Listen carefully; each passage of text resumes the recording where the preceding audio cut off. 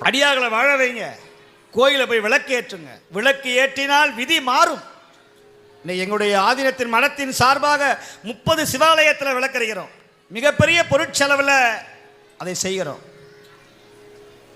ஏன்? விளக்கு ஏற்ற ஏற்ற விதி மாறும்.